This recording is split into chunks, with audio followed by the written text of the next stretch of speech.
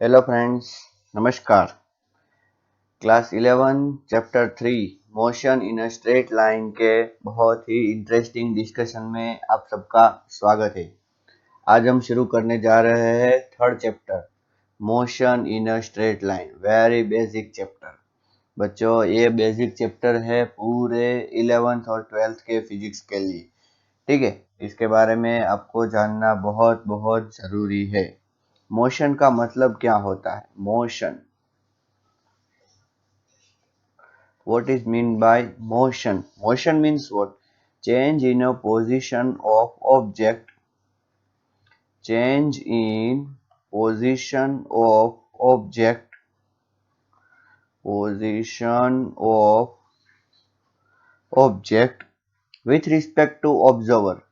बच्चों, यहाँ पर ये बहुत इंपॉर्टेंट थिंग बन जाती है, विथ रिस्पेक्ट टू ऑब्जर्वर। ठीक है, पोजीशन ऑफ ऑब्जेक्ट, किसी भी ऑब्जेक्ट की पोजीशन जब चेंज होती है, जब क्या होती है? चेंज होती है विथ रिस्पेक्ट टू ऑब्जर्वर, उस टाइम पर आप ऐसा बोल सकते हो कि हाँ, ऑब्जेक्ट है वो मोशन में है। ठीक है ना? फॉर एग्जाम्पल, मैं ऐसा बोलूं कि मैं जहां पर बैठा हूँ वहां पर मेरी बुक्स पेन सब मोशन में है, या तो वो रेस्ट में है। क्या हम ऐसा बोल सकते हैं? नहीं। देखो, मैं एक चीज आपको बोलना चाहूंगा, देखिए अच्छी तरीके से, आपको भी पता होगा। ठीक है ना, कि किसी भी चीज का दो स्टेट हो सकते हैं।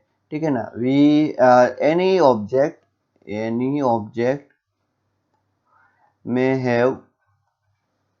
may have two states. Any object may have a two state. One is a rest and second is the motion. किसी भी ऑब्जेक्ट के दो स्टेट पॉसिबल है, एक कौन सा? रेस्ट, और दूसरा मोशन। ठीक है ना? अच्छी तरीके से दिमाग में डालिए, कितने स्टेट पॉसिबल है? दो। एक तो रेस्ट हो सकता है कोई ऑब्जेक्ट, या तो वो क्या हो सकता है? मूव। लेकिन मैं एक आपको बात बोलना चाहूंगा, क्या? That we can't say any object we can't say any object is absolute at rest, absolute at rest or in absolute motion. आपको बात समझ में आ रही है? हम किसी भी ऑब्जेक्ट को ऐसा नहीं बोल सकते कि हाँ वो रेस्ट में है, या तो हम ऐसा भी किसी ऑब्जेक्ट को नहीं बोल सकते that object is in absolute motion. ठीक है ना? जो भी है सब कुछ रिलेटिव में है। ठीक है ना?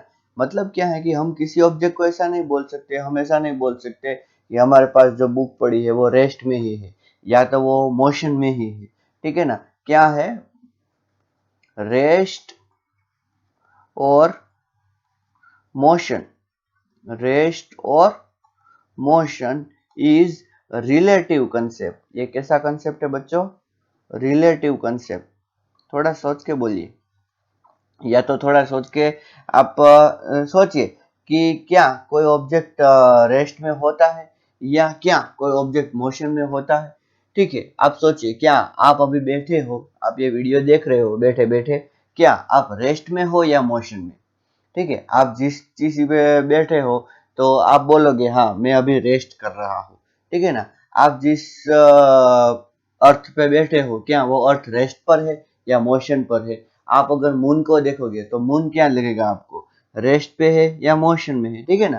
तो इस तरह हम क्या बोल सकते हैं कि अगर आप अर्थ पर से किसी ऑब्जेक्ट को अर्थ पर ही देखोगे तो ऐसा पॉसिबल है कि वो आपको रेस्ट पर दिखे। लेकिन मून पर से आप उस ऑब्जेक्ट को देखोगे तो उसी टाइम पर आपको ऐसा लगेगा कि हाँ वो ऑब्जेक्ट तो कैसा है? मोशन में है। ठीक है ना? बात समझ में आती है आपको? आप ट्रेन में जा रहे हो और ट्रेन में आपको ऐसा दिख रहा है कि ट्रेन में आपकी जो सूटकेस पड़ी है ट्रेन के बर्थ पे, वो आपको क्या लगेगा कि हाँ वो रेस्ट पर है। लेकिन उसी टाइम पर अगर आप कुछ ट्रीज को देखोगे, साइड में जो ट्रीज जा रही है, वो आपको क्या लगेगा? वो मोशन में है। ठीक है ना? मतलब कि देखिए, मोशन तो बहुत टाइप की होती है। There are many type of motion. there are many types of motion, बहुत टाइप की मोशन होती है। अच्छा सोचिए कितने कितने टाइप की मोशन होती है, ठीक है ना। देखिए एक मैं बोलूं कौन सी, लीनियर मोशन। कैसी मोशन, लीनियर मोशन। दूसरी कैसी, रोटेशनल मोशन, रोटेशनल मोशन। बच्चों लीनियर मोशन मतलब कि जो आप अभी सोच रहे हो वो, ठीक है ना, ये motion in a straight line, ठीक है ना। और रोटेशनल मोशन, रोटेशनल मोशन मतलब कि फैन घूमता है, वो कैसी मोशन हो गई, रोटेशनल मोशन। फिर एक बात करूं तो वाइब्रेशनल मोशन, वाइब्रेशनल मोशन, या तो ऐसा हम उसको बोल सकते हैं, कैसी, ओसिलेटरी मोशन, ओसिलेटरी मोशन। देखिए आपने ओसिलेटरी मोशन कहां पर, अच्छा, vibration of the spring, vibration of the string of the mandolin, ठीक है ना, इस तरह की मोशन होती है, ठीक है ना। But in this chapter, but in this chapter, इस चैप्टर में हम कौन सा डिस्कशन करने वाले हैं, we will discuss simplest motion. हम सिंपलेस्ट मोशन डिस्कस करने वाले हैं बच्चों इस चैप्टर में। ओके, कौन सी, that is motion in a straight line. कौन सी मोशन हम डिस्कस करने वाले हैं, motion in a straight line, ठीक है। अच्छा आप ही बोलो, motion in a straight line का मतलब क्या होता है। कोई भी ऑब्जेक्ट स्टेडी, सॉरी, ऐसे मूव कर रहा है ऐसे, और आपको ऐसा दिख रहा ऐसा, तो उसे क्या बोलेंगे, motion in a straight line. ऐसा कंपलसरी नहीं है कि हॉरिजॉन्टली होना चाहिए, ऐसे टेढ़ा भी होना चाहिए, हो सकता है ऐसा भी होना चाहिए, ऐसा भी हो सकता है, ऐसा भी हो सकता है, किस तरह भी जाए, लेकिन जैसे भी जाए वो कैसे जाना चाहिए, स्ट्रेट लाइन में, ठीक है ना। ऐसा नहीं है कि वो आगे ही जाए, वो पीछे भी आ सकता है, ऐसे पीछे भी आ सकता है, ऐसे पीछे भी आ सकता है, ऐसे पीछे भी आ सकता है, लेकिन ऐसा मतलब देखिए ये पीछे भी आ सकता है, लेकिन जाते समय ऐसा नहीं हो सकता, ऐसे तो हम ऐसा नहीं बोल सकते। अच्छा इसको हम नहीं बोल सकते नॉट स्ट्रेट लाइन, हाँ इसे हम बोल सकते हैं स्ट्रेट लाइन, स्ट्रेट लाइन, ठीक है ना। ऐसा आपने कहीं देखा है motion in a straight line, कहाँ देखा है आप लोगों ने। एक स्ट्रेट ट्रैक होती है, उसके ऊपर ट्रेन चलती है, ठीक है ना, या तो फ्री फॉलिंग ऑब्जेक्ट होता है, किसी ऑब्जेक्ट को आप छोड़ दो वो नीचे गिरेगा, कैसे गिरेगा, स्ट्रेट नीचे गिरेगा ना। तो इस टाइप की मोशन जो होती है उसे क्या बोलते हैं, motion in a straight line. बच्चों इस चैप्टर में हम क्या स्टडी करने वाले हैं, motion in a straight line. Straight line में कोई ऑब्जेक्ट चलेगा उसका, ठीक है ना। उसके बहुत सारी टर्म्स हम डिस्कस करेंगे, we will discuss, we will discuss, हम क्या क्या डिस्कस करने वाले हैं इस चैप्टर में। पहले तो हम पोजीशन डिस्कस करेंगे, ठीक है ना, कि कोई भी ऑब्जेक्ट की पोजीशन क्या है।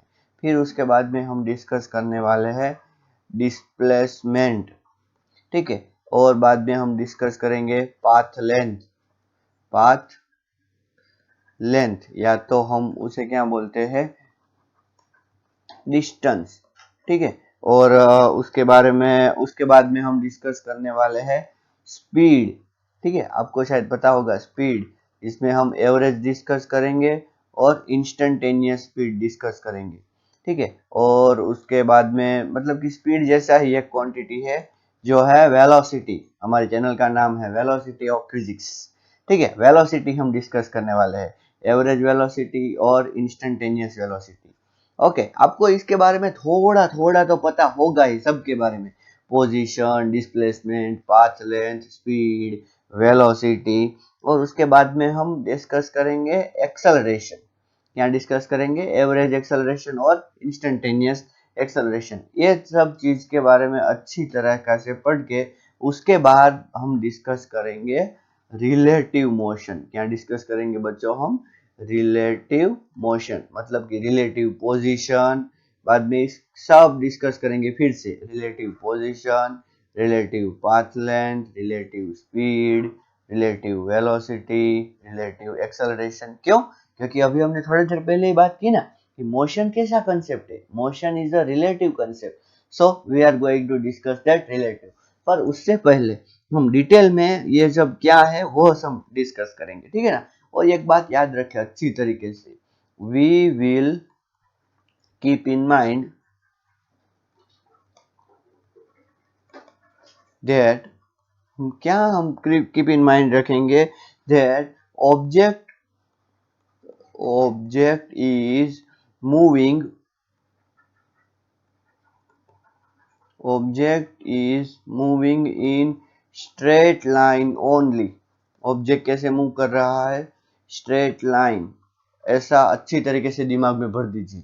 स्ट्रेट लाइन में मूव करना मतलब कि एक ही लाइन में मुड़ना अलाउड नहीं। अभी हमने थोड़ी देर पहले डिस्कस किया, ठीक है ना। मतलब बैकवर्ड मूव कर सकता है, ठीक है, आगे पीछे मूव कर सकता है, ऊपर या नीचे मूव कर सकता है, लेकिन टर्न नहीं ले सकता, सर्कुलर में ऐसे घूम नहीं सकता, ठीक है ना। ऐसा क्या है कि मतलब कि इस तरीके से स्टडी करने से इजीली आपको बाकी सब चीजें समझ में आ जाएगी। एक बार ये स्टडी कर लिया, उसके बाद में हम नेक्स्ट चैप्टर में हम ऐसा बोल सकते हैं कि हाँ ऑब्जेक्ट एक्स या वाई एक्सिस में ऐसा घूम सकता है, ठीक है ना। तो ऐसे हम स्टडी करेंगे motion in a straight line. अच्छी तरीके से आप दिमाग में भर लीजिए। देखिए हम इसमें सिर्फ मोशन ही स्टडी करने वाले हैं, इसके पीछे क्या रीजन है, ऑब्जेक्ट क्यों मूव हुआ, वो हम डिस्कस नहीं करने वाले हैं, ठीक है ना, इस चैप्टर में। तो मैं क्या बोल रहा हूँ, देखिए कि इस चैप्टर में हम क्या डिस्कस करने वाले हैं बच्चों, मोशन। और ये जो मोशन के रिलेटेड जो सारे टॉपिक्स है वो मैंने बोला ना वो हम डिस्कस करने वाले हैं। Okay, this branch of physics, this branch of physics in which motion of object is studied, motion of object is studied without considering its causes। मतलब कि मोशन क्यों हुई वो, ठीक है ना, without considering it's causes is called kinematics। causes is called, उसको हम क्या बोलेंगे बच्चों, अच्छी तरीके से अपने दिमाग में पढ़िए, क्या बोलेंगे, इस ब्रांच का नाम क्या है, काइनेमेटिक्स, ठीक है ना। ये जो chapter 2 plus chapter 3, sorry chapter 2 plus chapter 3 नहीं, सॉरी चैप्टर 3 प्लस चैप्टर 4, ये जो है ये दोनों चैप्टर इस कैटेगरी के अंदर आएंगे। कौन सी कैटेगरी के अंदर?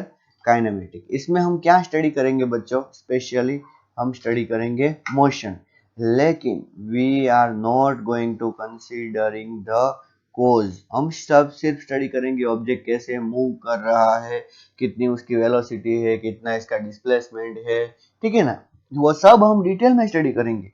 लेकिन इतना डिस्प्लेसमेंट क्यों हुआ, फिर मतलब कि वो रुक क्यों गया, उसकी स्पीड क्यों बढ़ी, वो हम स्टडी नहीं करेंगे, ठीक है ना। हम डिटेल में पहले तो इतना स्टडी कर लेंगे कि हाँ भैया इतना एक्सेलरेशन है तो इतने टाइम में इतने इतनी स्पीड वो गेन कर लेगा, इतना उसका डिस्प्लेसमेंट होगा, वो इस तरह जाएगा, ठीक है ना, ये सब हम स्टडी करेंगे। लेकिन क्यों वो हुआ वो हम इस चैप्टर में डिस्कस नहीं करने वाले हैं, ठीक है ना। In next chapter we will study all that. Okay, तो उसमें हम क्या बोलेंगे कि branch of physics, branch of physics in which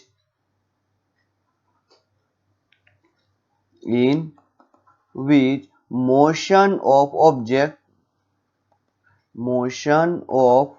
object is studied, motion of object is studied with considering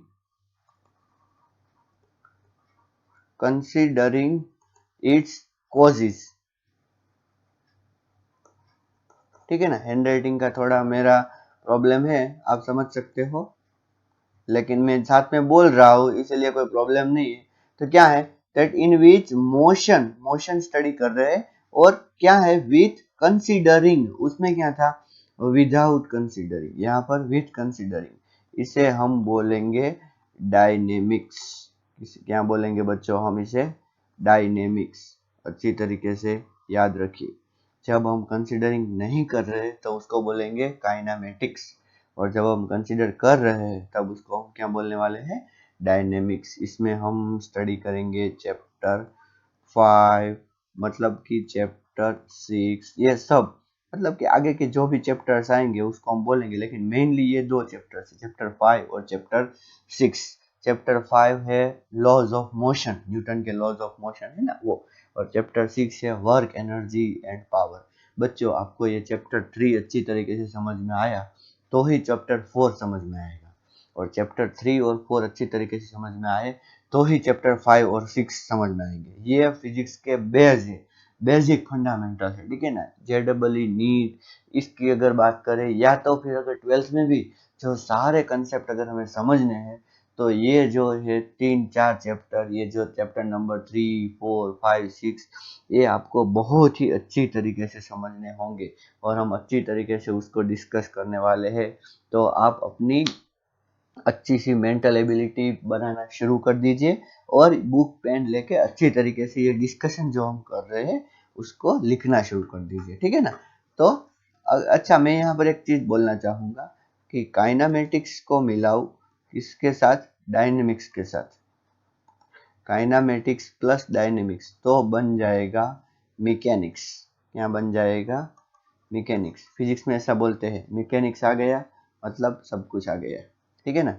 mechanics नहीं आया तो कुछ नहीं आया, मतलब फिजिक्स फिक्स हुआ तो ठीक है, वरना तो 6 लगने ही वाले हैं। ओके, कोई बात नहीं। तो चलो शुरू करते हैं काइनेमेटिक्स का पहला चैप्टर, जिसमें हम क्या स्टडी करने वाले हैं कि कितने position, displacement. Okay, before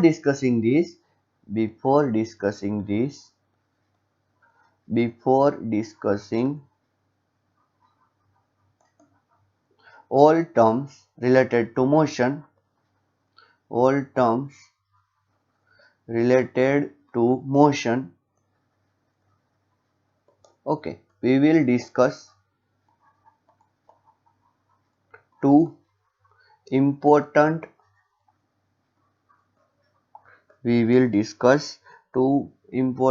terms। ठीक है, मैं दो टर्म आपके साथ शेयर करना चाहूंगा, पहले ही क्लियर कर देता हूं ये दो टर्म, ताकि आपको बाद में कंफ्यूजन ना रहे। पहली जो टर्म है वो है कंसेप्ट ऑफ पार्टिकल। पहला कंसेप्ट जो मैं अगर बोलूं, कंसेप्ट ऑफ पार्टिकल, ठीक है। और दूसरा जो हम देखेंगे वो है frame of reference. Frame of reference बच्चों, ये पहले आपको जानने का बहुत जरूरी है। फ्रेम ऑफ रेफरेंस को बाद में मैं FOR ही लिखूंगा। क्या लिखने वाला हूँ, FOR। अच्छी तरीके से सुनिए, पोजीशन हो या कुछ भी हो, या मोशन या वेलोसिटी, एक्सेलरेशन, कुछ भी स्टडी करने से पहले आपको इन दो चीजों के बारे में अच्छी तरीके से मालूम होना चाहिए। पहला क्या है कंसेप्ट ऑफ पार्टिकल, और दूसरा क्या है फ्रेम ऑफ रेफरेंस, ठीक है। मैं आपको बोलूंगा कि एक बस जा रही है, एक बंदा जा रहा है, एक पत्थर मैंने नीचे फेंका, तो क्या हम रियलिटी में उसको ला सकते हैं? मैं क्लास में ला सकता हूँ आपके सामने पत्थर, क्या मैं फेंक सकता हूँ? ऐसा कुछ नहीं कर सकते। इसीलिए हम क्या बोलते हैं, या बच्चे भी ऐसा भी कॉमेडी में भी ऐसा बोलते हैं कि फिजिक्स में क्या करना होता है, दो चीज होती है, या तो कंसीडर करो, अगर कंसीडर नहीं कर सकते तो इग्नोर कर दो। दो चीज होती है, क्या अगर कंसीडर करो, कंसीडर नहीं कर सकते तो उसको क्या कर दो, इग्नोर करो, ठीक है ना। तो मैं यहाँ पर पहले कंसिडरेशन की बात करता हूँ कि कंसिडरेशन मतलब कि हम किसी भी ऑब्जेक्ट को we will consider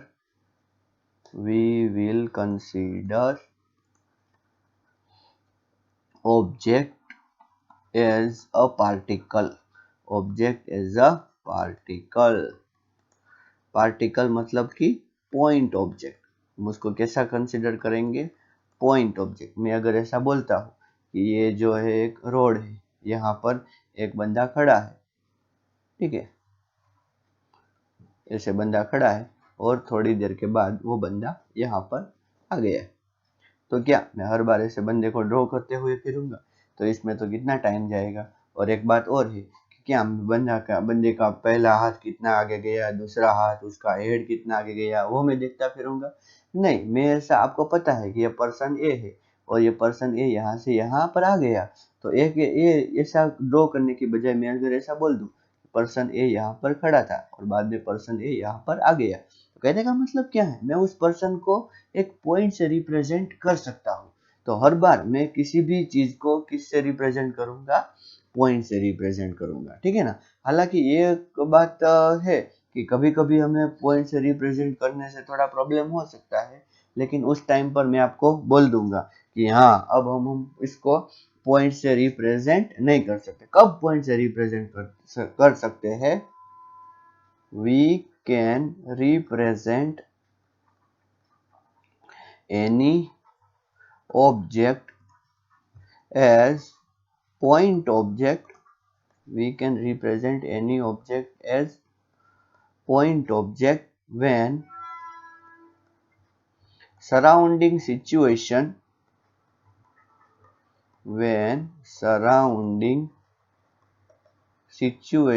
is much bigger than object, object से बहुत बड़ी हो, उस टाइम पर हम ऐसा बोल सकते हैं, ठीक है ना। अगर पर्सन जा रहा है रोड पे तो हम उसको पॉइंट बोल सकते हैं, लेकिन अगर मैं ऐसा डिस्क्राइब करूं कि भैया ये रोड है और उसके ऊपर से ट्रेन जा रही है, ठीक है ना, तो रोड के हिसाब से मतलब कि ये जो हमने रोड कंसीडर किया है, इतना रोड, इसके हिसाब से ये ट्रेन, हम इसको पॉइंट कंसीडर नहीं कर सकते। हमें देखना पड़ेगा कि भैया उसका पहला पार्ट कहाँ है, दूसरा पार्ट कहाँ है, तो इसको हम पॉइंट नहीं कंसीडर कर सकते। हाँ, एक बात और है कि देखो ट्रेन नहीं, तो अगर मैं ऐसा बोलूँ कि ये है अर्थ, ठीक है ना, और ये क्या है, सन, तो अर्थ और सन को हम पॉइंट कंसीडर कर सकते हैं, ठीक है। आप बोलोगे सर अब ये ट्रेन थी, ट्रेन तो छोटी थी, फिर भी आपने उसको पॉइंट कंसीडर नहीं किया, और अर्थ और सन को पॉइंट कंसीडर कर रहे हो, तो उसके पास भी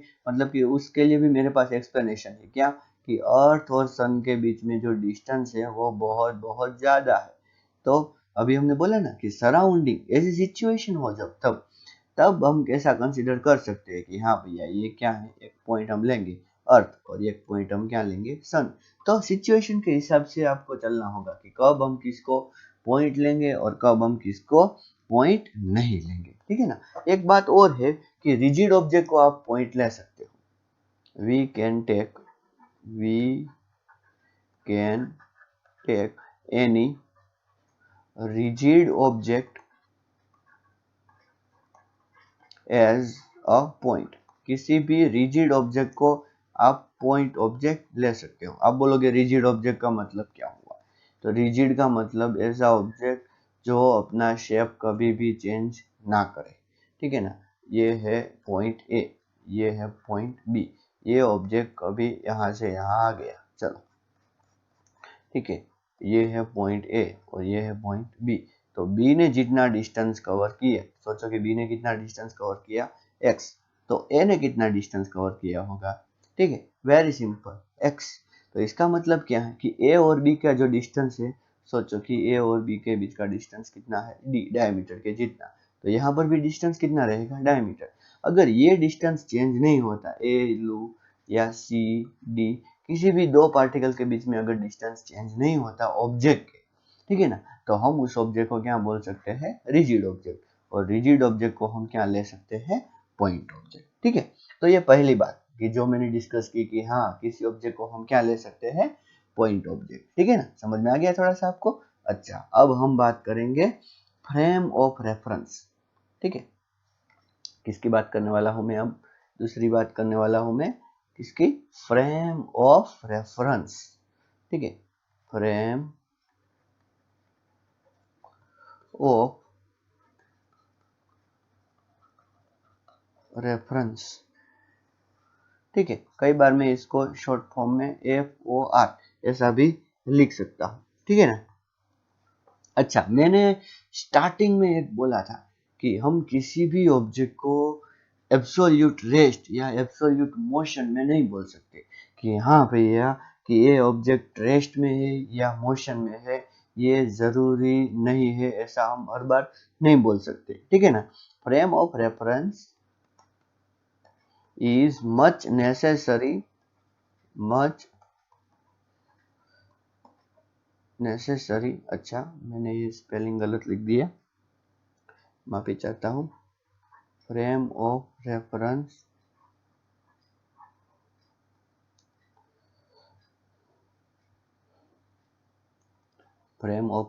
is much necessary to choice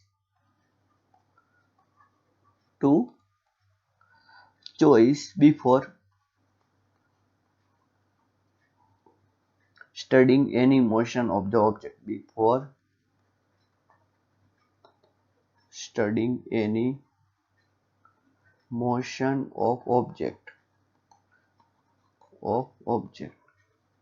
आप बोलोगे सर आपने बोला चॉइस, मतलब कि लड़की देखने जाते हैं तो चॉइस करते हैं, कहने का मतलब है कि हमारे पास बहुत सारी लड़कियों का ऑप्शन है, तो हम इसमें से किसी एक लड़की की चॉइस करेंगे, ठीक है। तो इस तरह आप बोलोगे कि सर यहाँ पर हम फ्रेम ऑफ रेफरेंस की आप चॉइस करने को बोल रहे हो, तो इसका मतलब क्या है कि हमारे पास बहुत सारी फ्रेम ऑफ रेफरेंस है।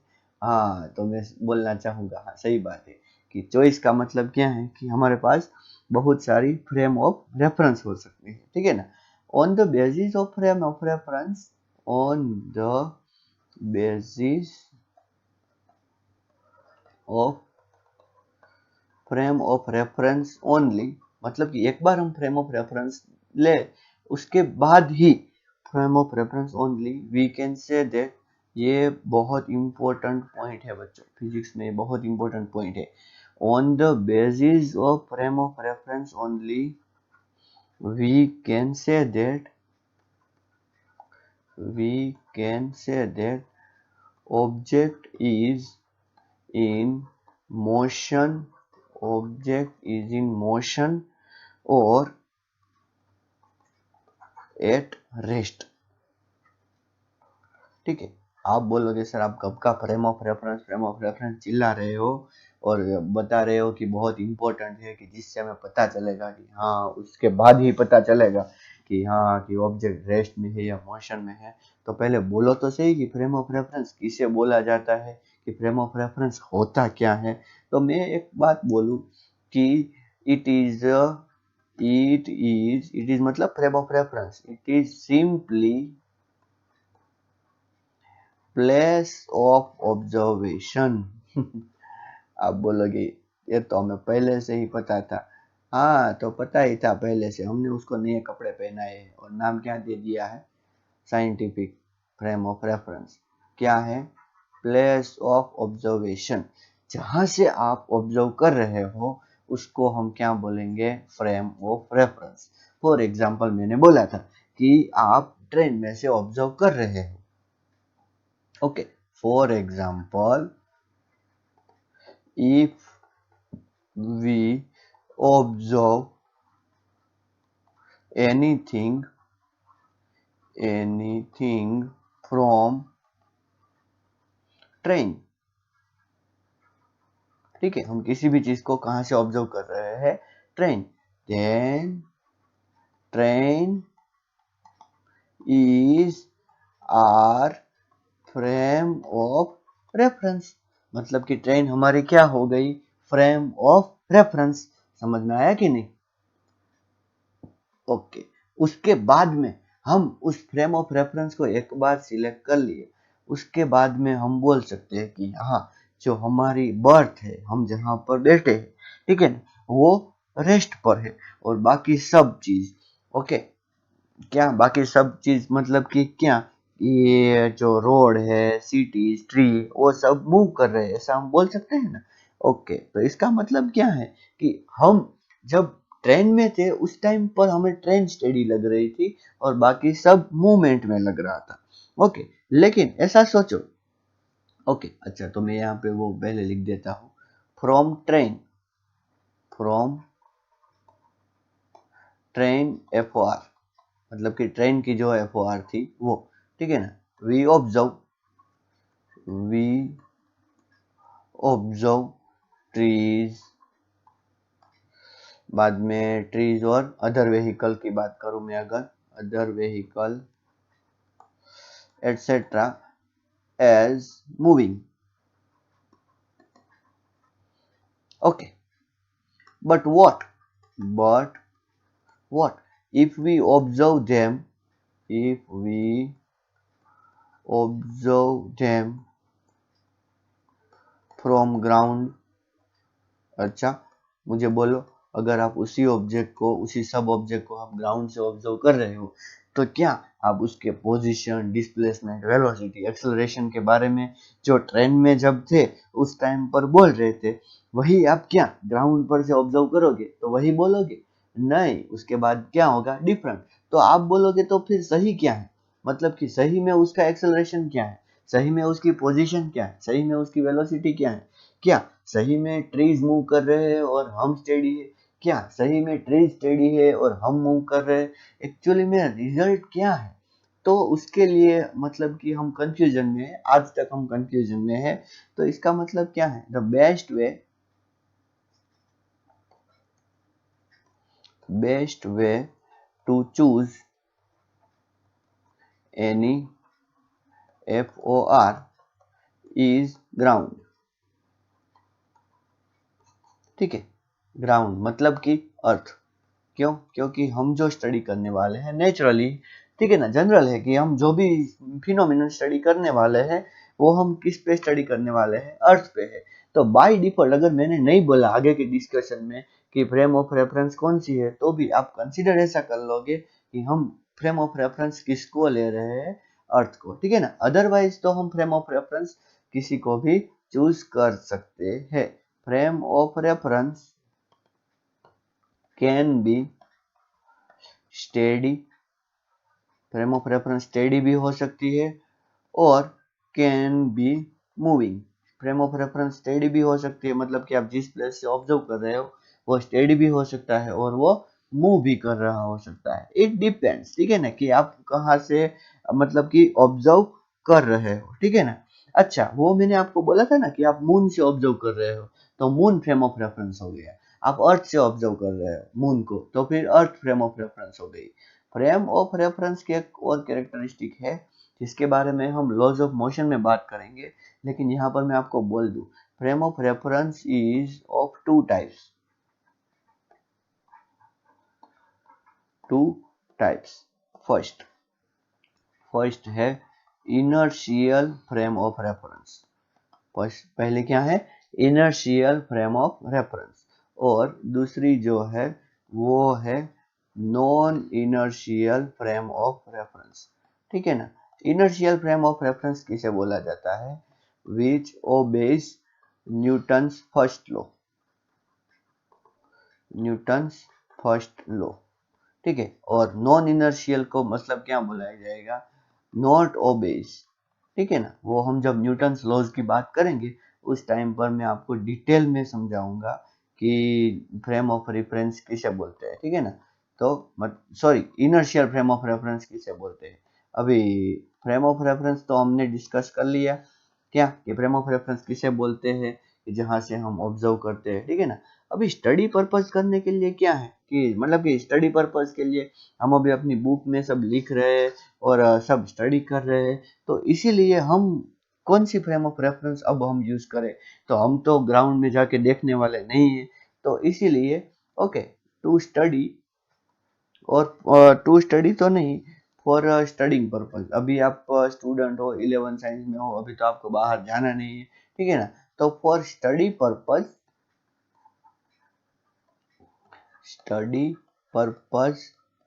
we will consider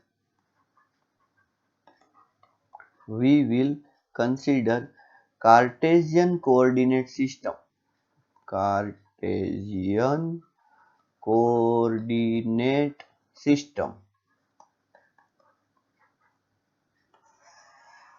ठीक है, जिसको मैं कई बार शॉर्ट फॉर्म में CCS बोलता हूँ बच्चों को. तो जब भी मैं CCS बोलूँ तो आपको समझ में आना चाहिए कि मैं किसकी बात कर रहा हूँ. Cartesian coordinate system as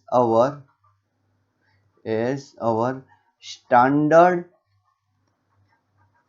frame of reference. Standard frame of reference Cartesian coordinate system को हम सिलेक्ट करेंगे। ठीक है ना। एक बात है, कार्टेशियन कोऑर्डिनेट सिस्टम आपको पता है कैसी होती है? मैं यहाँ पर ड्रॉ करता हूँ Cartesian coordinate system.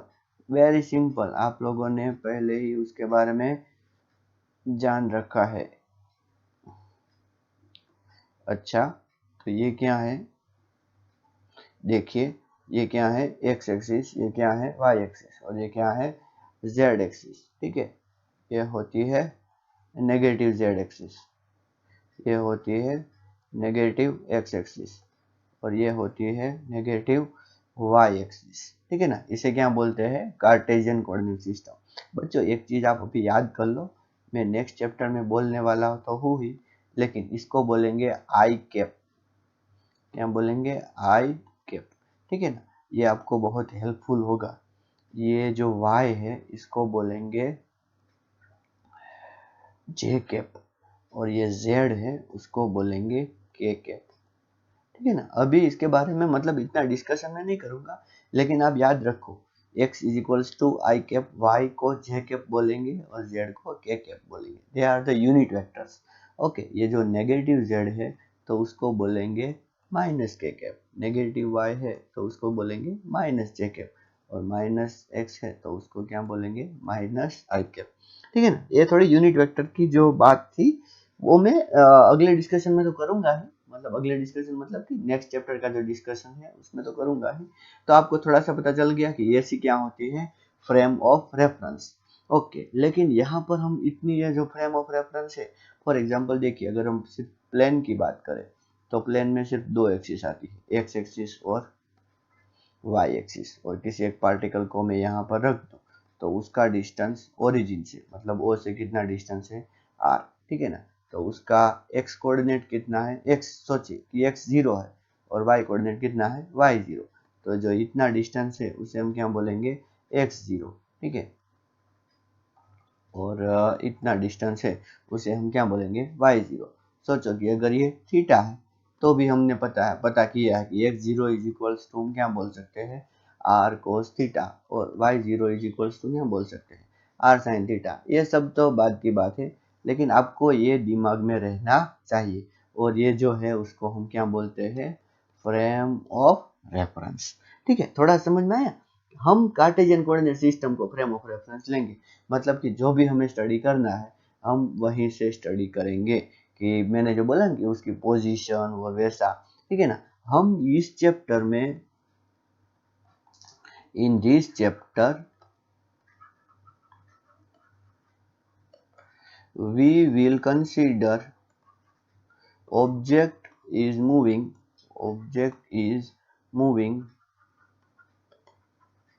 only in one direction। Okay, हम क्या कंसीडर करेंगे? Object is moving only in one direction. कहने का मतलब क्या है? Straight line. ठीक है ना। तो इसका मतलब क्या है कि अगर ऑब्जेक्ट देखो इधर मूव कर रहा है, ये तो बहुत सिंपल है, तो हम इसी को हम क्या ले लेंगे? X axis. ओके, और हमारे काम के लिए अभी एक कितनी एक्सिस काम की है? एक ही एक्सिस। क्यों? क्योंकि ऑब्जेक्ट एक ही डायरेक्शन में मूव कर रहा है। ठीक है ना। ऑब्जेक्ट अगर ऐसा मूव कर रहा है इसको हम क्या ले लेंगे? Y axis. ठीक है ना। एक ही एक्सिस लेंगे, मतलब कि देखिए ऐसा नहीं है कि ऑब्जेक्ट ऐसे मूव कर रहा है तो इसको एक्स या वाई एक्सिस, आप कोई भी एक्सिस मान सकते हो, इसको हम क्या ले लेंगे? एक्स एक्सिस हमारे हिसाब से। तो अगर ये एक्सिस एक्सिस हो गई एक्स एक्सिस, तो फिर ये क्या होगी? Y axis. ठीक है ना। तो इसीलिए मैं यहाँ पर एक लाइन लिख रहा हूँ। Okay, so we will